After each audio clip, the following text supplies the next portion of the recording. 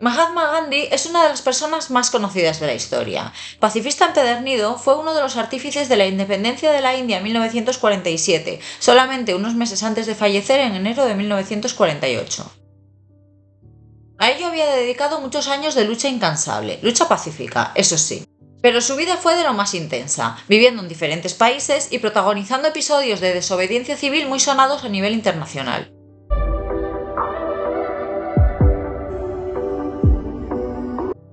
Mohandas Karamchand Gandhi. Este es el verdadero nombre del hoy conocido como Mahatma Gandhi y el título de la biografía en la que me he basado para este vídeo, escrita por Rosa Herrán.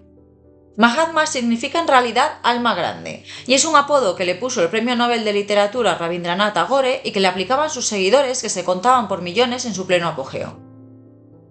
Sin embargo, y de forma algo profética, su nombre real significaba esclavo de Mohan, que es otro nombre para el dios hindú Krishna.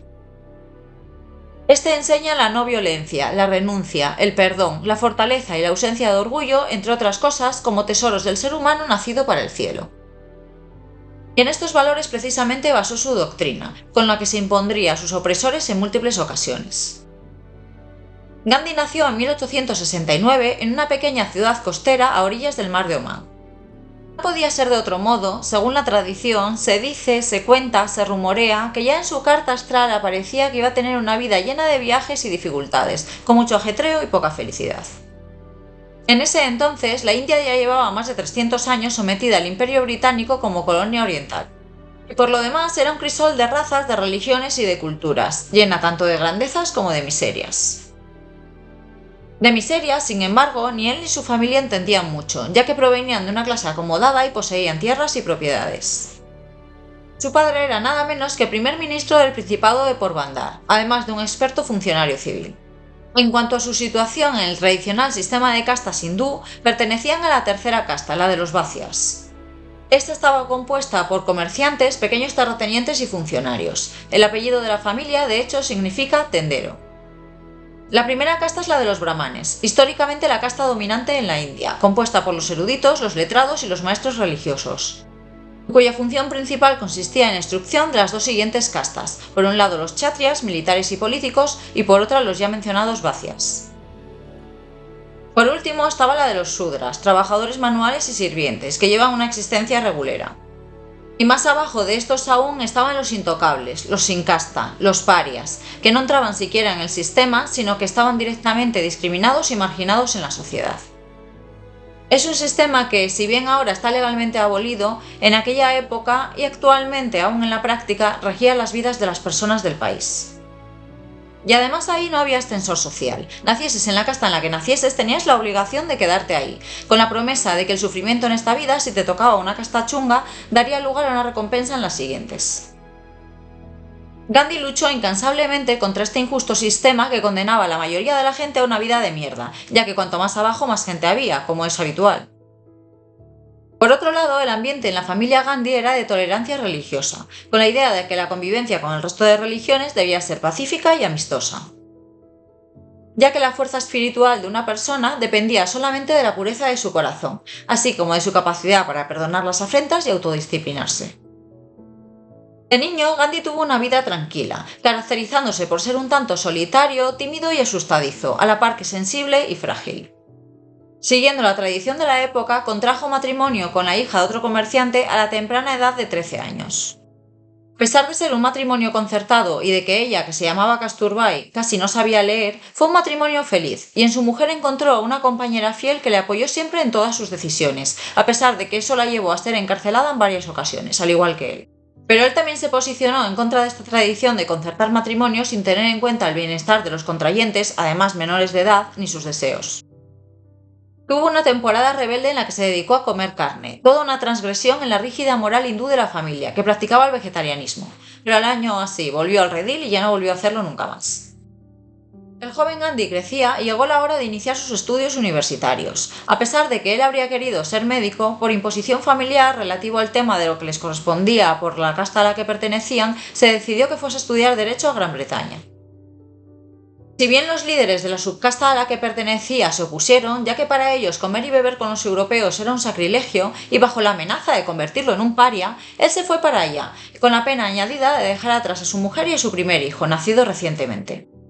Una vez llegado a su destino, Gandhi hizo por habituarse a su nueva vida, adoptando la imagen de un caballero británico.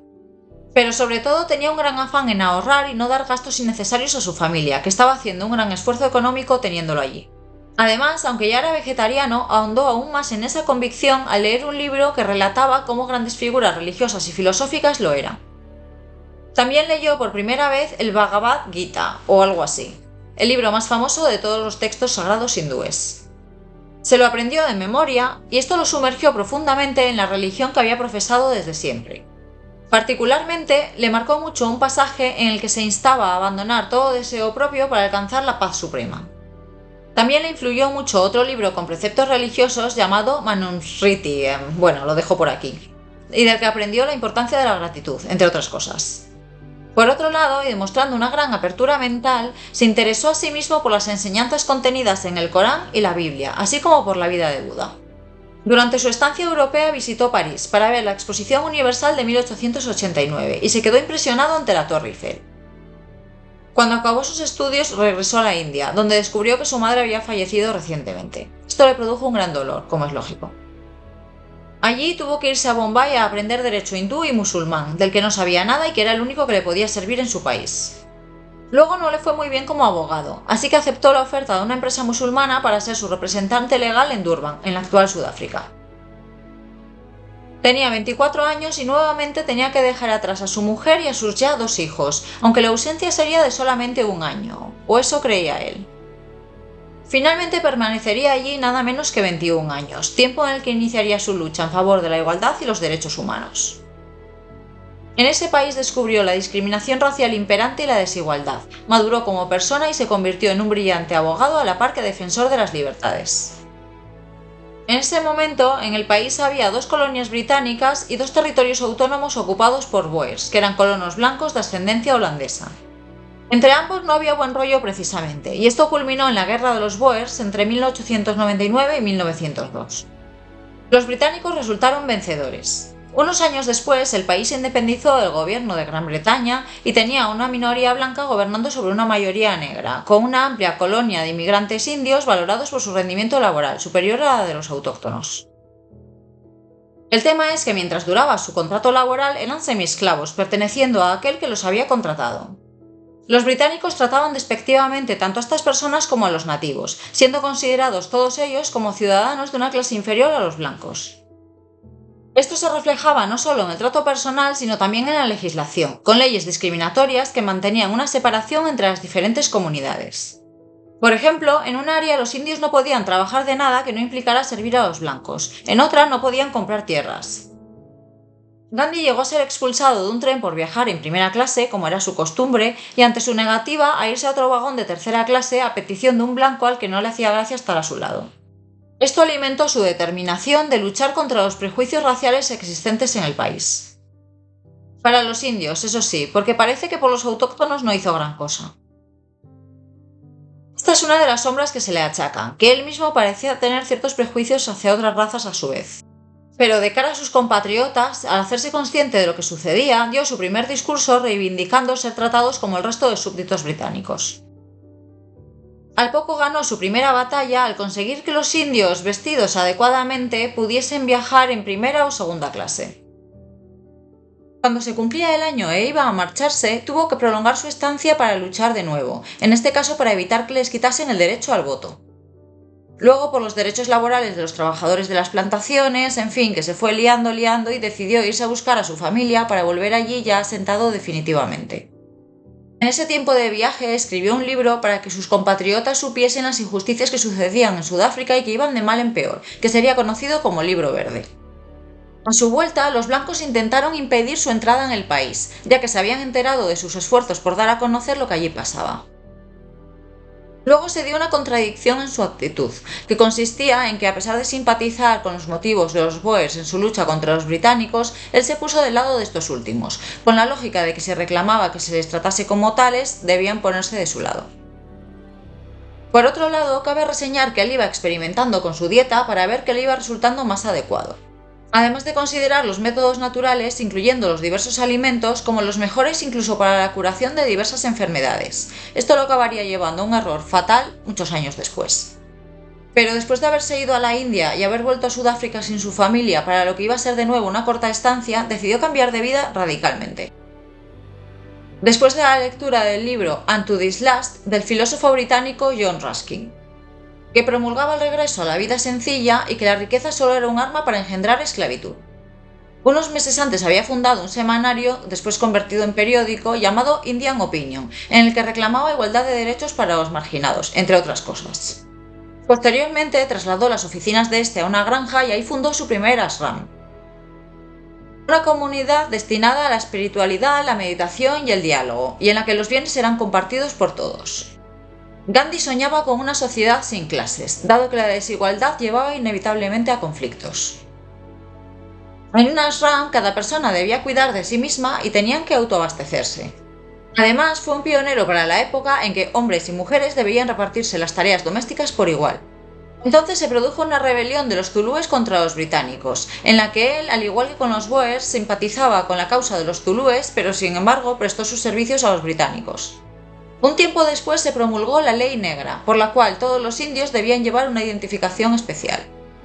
Ante esto, Gandhi instó a sus compatriotas a que quemasen dichas identificaciones y propuso por primera vez un nuevo tipo de protesta, la resistencia pasiva, basándose en que el agresor se justifica a sí mismo si el agredido lucha, pero si este no lo hace, el primero se siente denigrado. La idea que tenía él con esto, además, era sacar al contrario de su error mediante la paciencia y la simpatía, en lugar de a través de la violencia. Esta campaña le supuso en 1908 la primera de sus múltiples encarcelaciones, en este caso de 2 meses. En prisión leyó otros 2 libros que le influenciarían mucho en el futuro: Desobediencia civil, de Henry Thoreau, y El reino de Dios está con vosotros, de León Tolstoy, con quien se cartearía hasta la muerte de este al año siguiente. Mientras tanto, también había habido otros cambios en su vida, como haber perdido la relación con su hermano debido a su compromiso de destinar sus ganancias a su obra y no a su familia, renunciando a toda propiedad privada, así como adoptar el voto de castidad en 1907, a los 38 años, para así poder centrar también todas sus energías en su obra social y espiritual. Hubo otras afrentas por parte del gobierno y los tribunales, como la declaración de no legales de todos los matrimonios no cristianos, o la dureza contra los huelguistas que se oponían a sus duras condiciones de trabajo. Lucharon contra ello con marchas pacíficas y lograron que los matrimonios no cristianos volviesen a ser considerados legales. Después de esto, en 1914 llegó la hora de volver a la India. Pero primero pasó por Gran Bretaña y decidió participar en la Primera Guerra Mundial al lado de esta, pidiendo a sus compatriotas su colaboración también. Pero poco después se enfermó y una vez repuesto decidió volver a la India, esta vez de verdad. Llegó allí en 1915, a los 45 años, y fue recibido por una multitud que lo aclamaba como a un héroe. El primer año se dedicó a viajar por el país para comprobar la situación de su gente, sin meterse en ningún fregado, siempre en la tercera clase de los trenes, y también creó allí su primer ashram. En sus viajes conoció a personajes de la talla de Rabindranath Tagore, premio Nobel de Literatura, que le definió como un alma grande vestida de campesino, de donde viene su sobrenombre Mahatma, que le acompañaría el resto de su vida. Pero mientras Tagore defendía la occidentalización del país, Gandhi era un reformador del hinduismo, cuyo propósito era que el pueblo se librase de la corrupción y del lastre que suponía el sistema de castas. En su primera aparición pública después del año de observación, se dedicó a criticar duramente el estilo de vida de las clases privilegiadas, recomendándoles que usasen sus riquezas para sacar de la miseria a los campesinos, de quienes consideraba que dependía el futuro. Esto causó un gran escándalo a unos y un profundo interés a otros. Reivindicó asimismo el uso de la lengua local en lugar del inglés. Volviendo a los campesinos, escribió a unos y a otros quejándose de su situación precaria, lo que molestó a las autoridades y acabó detenido, pero no llegaron a encarcelarlo. Al poco consiguió mediante la protesta pacífica que se eliminase un impuesto injusto, el impuesto al índigo, así como la obligación de plantarlo para satisfacer a los propietarios ingleses. Luego, para ayudar a los trabajadores de las fábricas textiles a conseguir salarios más dignos, se declaró en huelga de hambre por primera vez. Lo hizo en un total de 16 ocasiones. Nuevamente consiguió su propósito. En 1918 apoyó públicamente al Imperio Británico en la guerra, colaborando con el reclutamiento de soldados. Aprovechando su acercamiento al virrey de la India, solicitó la autonomía de su país en el marco del Imperio Británico.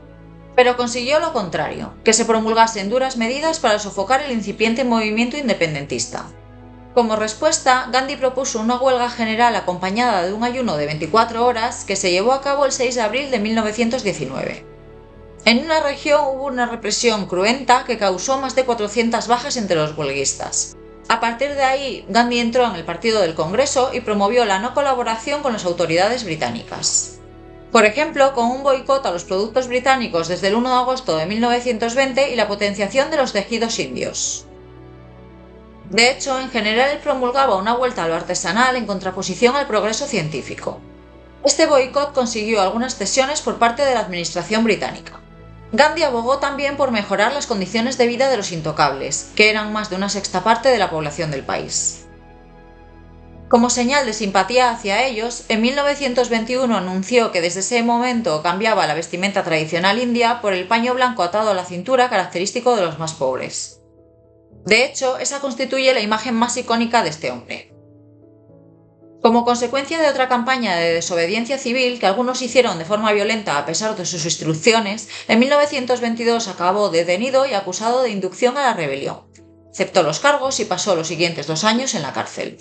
En 1930 protagonizó una nueva protesta, en este caso por el monopolio que ejercía el gobierno en la fabricación y venta de la sal, fundamental en la alimentación. Decidió ir al mar y coger un puñado de sal de las salinas que allí había, acto ilegal en esa época. Sus acompañantes hicieron lo mismo, y al enterarse las autoridades de que esta sal estaba siendo vendida sin impuestos, detuvieron a más de 70.000 personas, Gandhi entre ellos. Como siguiente parte del plan, se intentó tomar de forma pacífica una fábrica de sal.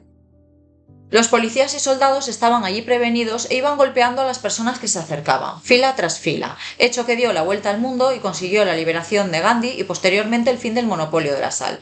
En 1931 viajó a Londres para negociar la independencia o la autonomía de la India, pero los enfoques de las partes eran muy diferentes y no se llegó a ningún acuerdo. A la vuelta lo encarcelaron de nuevo y se enteró de que pretendían establecer regímenes electorales diferentes para cada religión y uno más para los intocables. Envió una carta al virrey indicando que era un sacrilegio segregar así a los intocables. Inició un ayuno y finalmente consiguió que el estatuto electoral de los intocables se presentase junto con el del resto de indios. Le pusieron en libertad y ese mismo día, por primera vez en la historia, los templos abrieron sus puertas a los intocables y las mujeres de todas las castas les ofrecieron dulces y alimentos. En 1939, y a diferencia de lo que había hecho en la Primera Guerra Mundial, se manifestó en contra de la participación de la India en la guerra.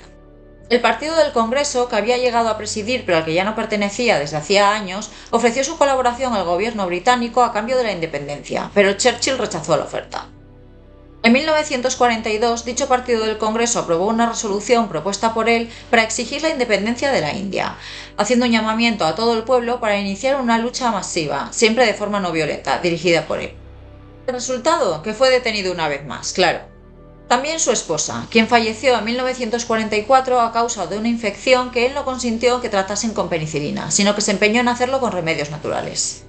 Después enfermó él y por miedo a que le ocurriese algo lo excarcelaron por última vez. En total había pasado más de 6 años en prisión entre Sudáfrica y la India. Al finalizar la guerra, ganó las elecciones el Partido Laborista, partidario de la independencia de las colonias. Pero el líder de la Liga Musulmana abogaba por la construcción de un Estado musulmán independiente de la India.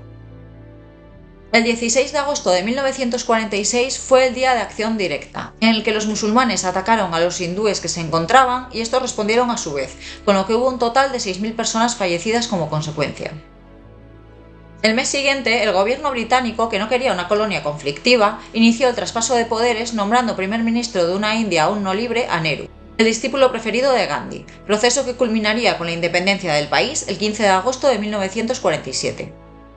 Pero tal y como deseaba el líder de la Liga Musulmana, la India no se independizó entera como una sola nación, sino que una parte de ella, con una gran mayoría de población musulmana, se escindió del resto, convirtiéndose en lo que hoy es Pakistán. Y la coexistencia entre ambas naciones nunca ha sido del todo pacífica, fundamentalmente debido a sus desencuentros por el deseo de ambas de dominar la región de Cachemira. Rica en recursos naturales y con una posición privilegiada entre India, China, el Tíbet y Pakistán que le confiere una gran importancia estratégica. Gandhi falleció en enero de 1948 a manos de un fanático hindú, y posteriormente se eligió "Solo la verdad triunfa" como lema de la India libre. Como homenaje a esta persona que repetía que cuando la verdad se muestra al hombre, reviste la apariencia de la no violencia. Porque la ley de la no violencia es la ley de la especie humana, y la violencia es la ley de los animales. Así debería ser, desde luego, pero por desgracia la realidad nos lleva por otros derroteros. Curiosamente, aunque fue nominado al Premio Nobel de la Paz en varias ocasiones, la última precisamente en 1948, nunca llegó a recibirlo. Pues hasta aquí ha llegado este vídeo. Déjame tus comentarios y si te ha gustado ya sabes, dale al botoncito de like y suscríbete, y nos vemos en la próxima entrega. ¡Chao!